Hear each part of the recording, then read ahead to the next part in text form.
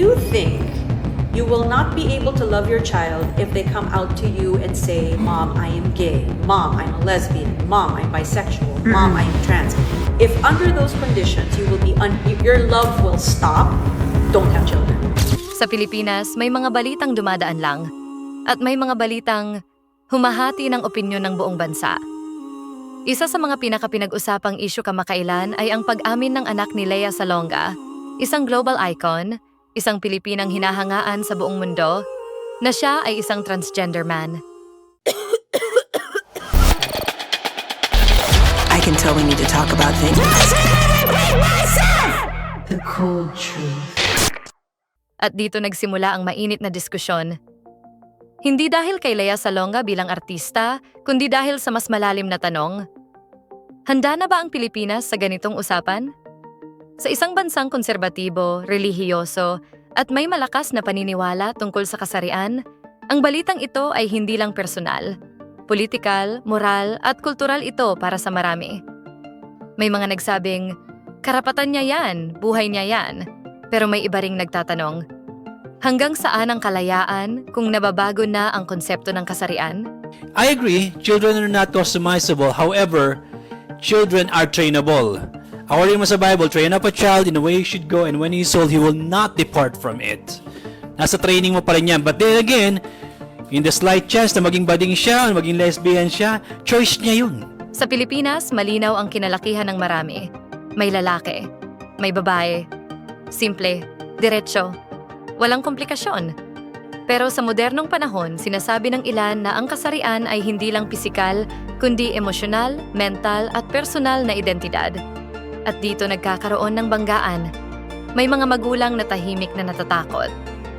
Paano kung ang anak ko rin? May mga relihiyosong sektor na nagsasabing ito ay paglabag sa natural na kaayusan.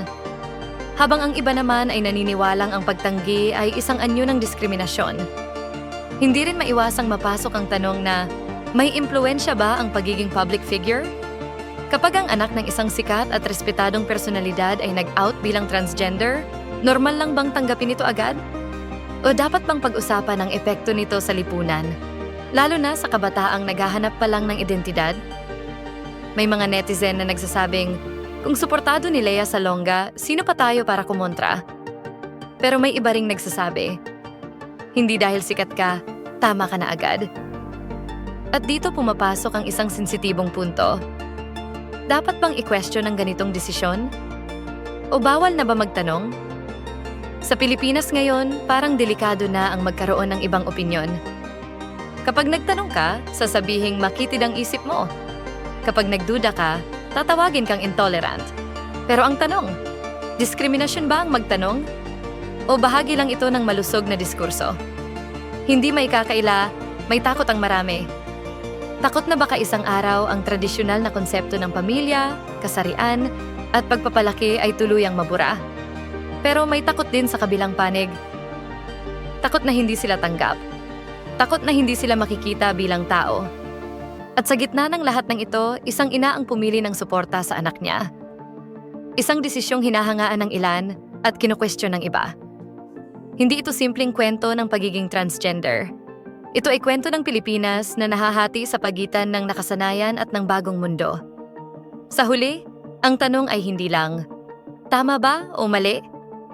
Ang mas mahirap na tanong ay, paano tayo magkakaroon ng pag-uusap ng hindi nagsisigawan? Paano tayo magkakaroon ng opinyon ng hindi nagkakansela? At paano tayo mananatiling Pilipino sa panahong nagbabago ang lahat? Ito ang usapan na hindi natin pwedeng iwasan. Dahil gusto man natin o hindi, nandito na ito